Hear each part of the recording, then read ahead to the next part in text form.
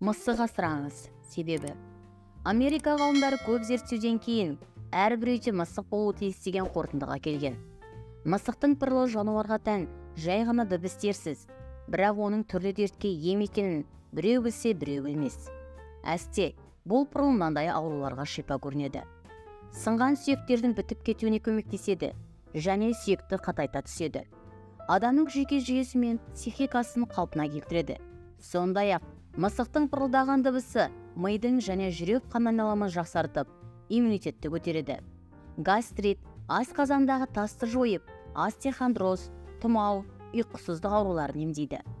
Ішімдік пен нашақорлыққа деген тәуелділікті сейілтеді. Мысықтың тырнақтары ине терапиясының орнына жүретін көрінеді. Ал ислам тарихында мысықтардың пырылдағаны Аллаға зікір айту деген түсінік бар.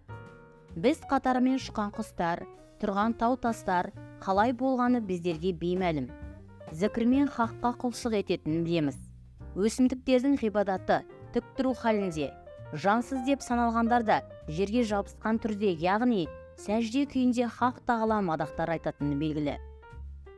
Алланың үйі, мешітке кіруге рұқсат етілген жалғыз жануар ол мысық. Осыдан ақ бұл үй жануарының исламдағы орнын біле білуге болады. Әлемге нұрын төккен адамзаттың асыл тәжі пайғамбарымыз да мысықты ерекше жақсы көрген. Алла елшісінің Муиза есімді әппақ мысық болған деседі. Екі дүние сардарының оны жақсы көргені соншалық, орнынан тұрарда шапанның етегінде ұйықтап қалған мысықты оятып алмау үшін киімін қиып тастаған. Мысық ішкен сумен дәретте алғанын мына хадисте аңғаруға болады. Анас ибн Маликтен біреу мысық жайында сұрағанда, ол былай деген екен: бірде Алла елшісімен бірге Бұханти жеріне жолға шықтым. Пайғамбарымыз маған дәрет алатын су дайындауымды тапсырды. Алайда ол келгенде дәрет суы құйылған ыдыстан бір мысық су ішіп жатты.